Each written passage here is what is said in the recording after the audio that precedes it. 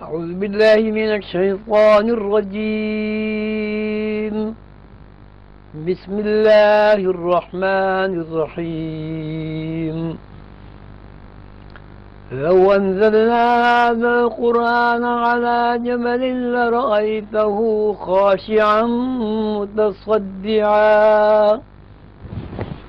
خاشعا متصدعا من خشية الله. وتلك الأمثال نضربها للناس لعلهم يتفكرون.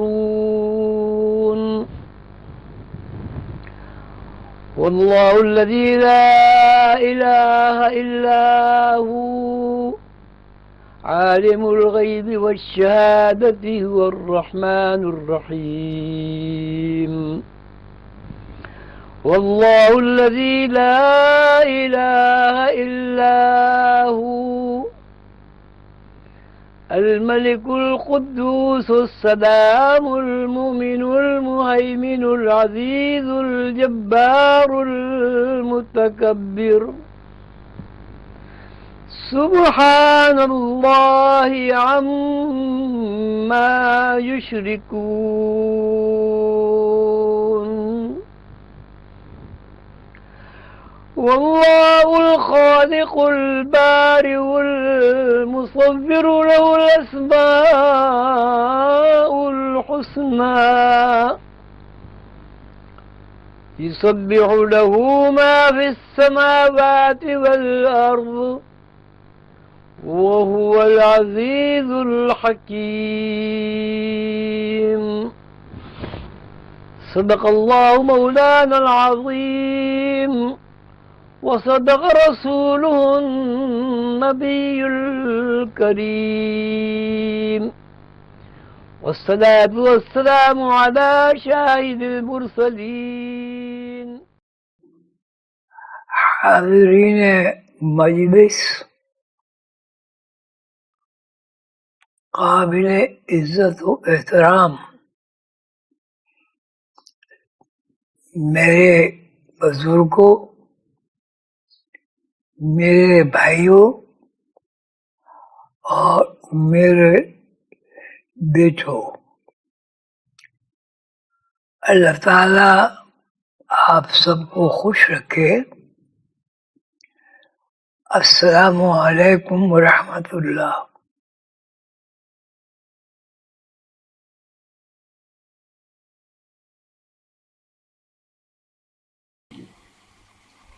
حضور قلندر بابا نے ارشاد فرمایا کہ ایک رہنما ہر نفس کے اندر موجود ہے۔ رہنما وہ جب کوئی آدمی کسی کام کا ارادہ کرتا ہے تو پھر وہ آپ کو جواب دیتا ہے صحیح یا غلط، اور اس کا نام ہے ضمیر۔ ضمیر کیا ہے؟ ضمیر نور باطن ہے۔ یعنی اگر انسان ضمیر کے ساتھ واقف ہونا چاہیے، تو اس کے اندر ایک ایجنسی ہے تو یہ بتاتی ہے کہ یہ غلط ہے، یہ صحیح ہے۔ اس کو ضمیر کہتے ہیں۔ ضمیر نور باطن ہے، یعنی ہر فرد کے اندر ہم زیر بحث اس وقت جو ہے آدمی ہے، ہر آدمی کے اندر اللہ تعالیٰ کا ایک نور کام کر رہا ہے۔ تو ہر مخلوق میں اللہ کا نور کام کر رہا ہے، تو اب وہ نور باطن جو ہے وہ اس طرح متوجہ کرتا ہے کہ یہ کام جو ہے اللہ کی مرضی اور منشا اور قانون کے خلاف ہے، اور اس کی تشریح پیغمبروں نے بیان کر دی ہے۔ لیکن برعکس اس کے ایک شیطانی بھی قوت ہے۔ شیطانی قوت مانے ابلیس کا مطلب ہے راندہ ہوا، ٹھکرایا ہوا، اللہ کی نظروں سے گرا ہوا، اللہ کا باغی، تو جب کوئی آدمی نیت کرتا ہے وہ کہتا ہے نہیں یہ کام جو ہے بہت اچھا ہے، اللہ کے لیے پسندیدہ ہے، لیکن ضمیر پھر یہ دوسرا حصہ جو ہے ضمیر کا وہ یہ کہتا ہے کہ یہ کام جو ہے بالکل اچھا نہیں ہے، اس میں سوائے نقصان کے خسر دنیا والآخرہ ذالک هو الخسران المبین۔ اب اس میں آدمی کو اللہ تعالیٰ نے اختیار دیا ہے، جو بھی قبول کرے وہ۔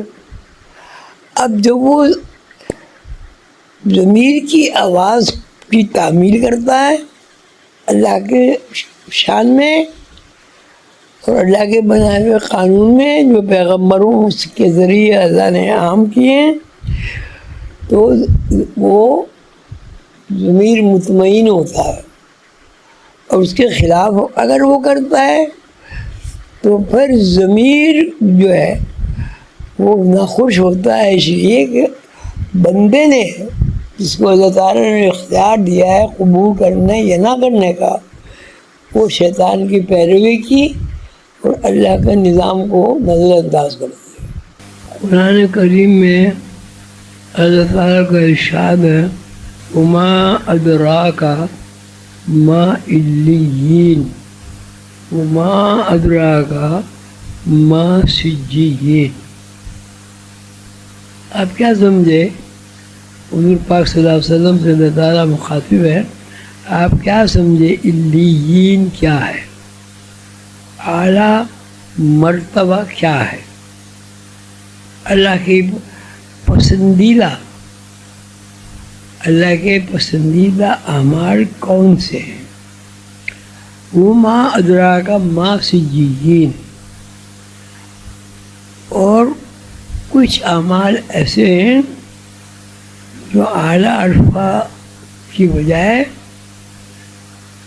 سافلین میں ہے، یعنی بالکل نچلے اس میں ہے، اس کی کوئی حیثیت ہی نہیں ہے، بلکہ اس عمل کے کرنے سے سجیین کا جو عمل ہے وہ کرنے سے آدمی زحمت، مصیبت، پریشانی، وسوسے، خامخواہ کے خیالات،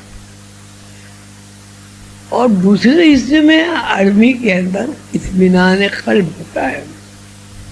اطمینان قلب سے مراد کہ جب وہ کوئی کام کرتا ہے تو اس کے اندر یہ یقین ہوتا ہے، یہ یقین متحرک ہو جاتا ہے کہ یہ جو کام میں نے کیا یہ اللہ کے لیے کیا ہے، اور یہ کام جو میں نے کیا ہے یہ پیغمبران کرام علیہ السلام کی تعلیمات پر عمل ہے۔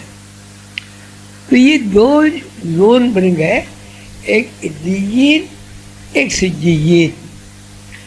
علیین اور سجیین کی اللہ تعالیٰ تعریف کرتے ہیں کتاب المرقوم، ریکارڈ ہے کہ اگر کوئی آدمی سجیین کی طرف جائے گا، مثلا ایک آدمی جا رہا ہے، کسی کی منزل ہے، کہیں جانا ہے، تو ایک جگہ کھڑا ہے، دو راستے اس کے سامنے ہیں، ایک راستہ سیدھی طرف ہے، ایک دوسری سڑک الٹی طرف ہے،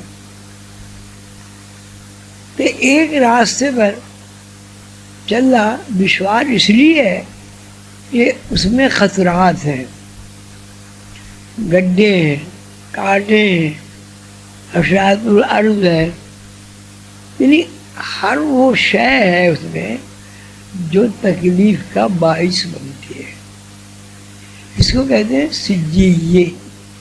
اور دوسرا راستہ ہے علیین، اعلیٰ، صاف ستھرا، آرام دہ، وہ ہے علیین۔ اور کیوں ہے وہ علیین؟ کہ وہ اللہ کے جو پیغمبر تشریف لائے، آخری پیغمبر حضور صلی اللہ علیہ وسلم نے جو کچھ فرمایا وہ اس کے عین مطابق ہے، جب پیغمبران کرام کے عین مطابق ہے تو ظاہر ہے وہ اللہ کے مطابق ہے. پیغمبر وہی کہتے ہیں جو اللہ انہیں ہدایت کرتا ہے. تو علیین اور سجیین کتاب المرقوم، کتاب المرقوم کو آپ ویڈیو فلم سمجھتے ہیں. انما الاعمال بالنیات کہ اعمال کا دار و مدار اچھائی اور برائی کا نیتوں کے اوپر ہے. وہ اللہ کے لیے پسندیدہ ہے. تو یہ سب چیزیں لکھی ہوئی ہیں، اصل میں لکھ دی گئی ہیں، اور اس بات کا اختیار دیا گیا ہے کہ یہ دو راستے ہیں جن کے لیے اطلاع بھی فراہم کر دی گئی ہے. یہ راستہ خطرناک ہے، تکلیف دہ، پہنچ تو جائے گا آدمی لیکن وہاں اس منزل پہ نہیں پہنچے گا جہاں آرام دہ ہوٹل ہو یا گھر ہو یا جو بھی کچھ. اور وہ راستہ جو ہے وہ آرام دہ ہے. راستے میں سڑک اچھی ہوگی، درخت اچھے ہوں گے، پھل پھوار ہوں گے، اچھے لوگ ملیں گے. تو اس کا مطلب یہ کہ جو کچھ ہم کر رہے ہیں، جو بھی کچھ ہم کر رہے ہیں، یہ الگ بات ہے کہاں سے کر رہے ہیں، خیال آئے گا کریں گے نا. جو کر رہے ہیں اس میں کام کے دو رخ ہیں. ایک وہ جو اللہ کی مخلوق کو فائدہ پہنچاتا ہے، دوسرا وہ ہے جو اللہ کے مخلوق کو نقصان پہنچاتا ہے. آگ، کسی گھر میں آگ اگر لگا دی جائے تو اس سے برا کوئی عمل ہی نہیں ہے. کسی گھر میں پریشان ہیں، بچے ہیں، بڑے ہیں، وہی آگ جلا کے روٹی پکا کے انہیں کھلا دی جائے تو یہ اس سے اچھا عمل کوئی نہیں.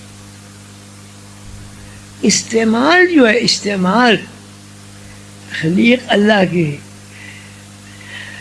استعمال بندوں کو بس اللہ نے یہ بتا دیا کہ بھائی دیکھو آگ جو ہے یہ جلانے والی چیز ہے، اور آگ کے بغیر ہیٹ جو ہے وہ غذا ہے، توانائی ہے.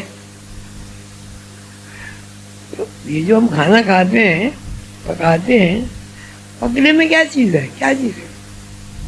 اس کے اندر پانی کی جو طاقت ہے وہ اس کے ریزے میں داخل ہو کے باہر نکلتی ہے، جس کو بھاپ کہتے ہیں. وہ بھاپ جب صلاحیت کر جاتی ہے تو اب وہ چیز اس کو آپ کہتے ہیں پک گئی. آپ بجلی کی پاور بہت زیادہ کر دیں، آپ کو فائدہ نہیں ہوگا. بستری بھی جل جائے گی، ٹی وی بھی جل جائے گا، چولہا بھی جل جائے گا، بیٹھے ہوئے پریشان. لیکن اگر وہی آگ کی ہیٹ کی جو مقدار ہے اس کو اس طرح نہیں بڑھایا گیا کہ دوسری چیزوں کی جل جائے تو وہ اس کا مطلب ہے اس میں ایک کنٹرول ہے. اور وہ کنٹرول جو ہے وہ آپ کی تعمیل ہے، تعمیل آپ کی ہے. اور اس سے یہ معنی نکلے کہ یہاں جو بھی شے ہے اس کی اپنی مقدار معین ہے، اور انسان، آدمی نہیں، انسان جب ان مقداروں کا علم سیکھ لیتا ہے تو اس پہ وہ کنٹرول کر لیتا ہے. یہ اللہ کی طرف سے خود بخود ہو جاتا ہے. اللہ تعالیٰ فرماتے ہیں فلن تجدہ لسنت اللہ تبدیلا ولن تجد لسنت اللہ تعویلا. اللہ کا جو علم ہے اس میں نہ تغیر ہوتا ہے، نہ تغیر ہوتا ہے، نہ تعطل ہوتا ہے، یعنی وہ مقرر ہے اپنی جگہ بس.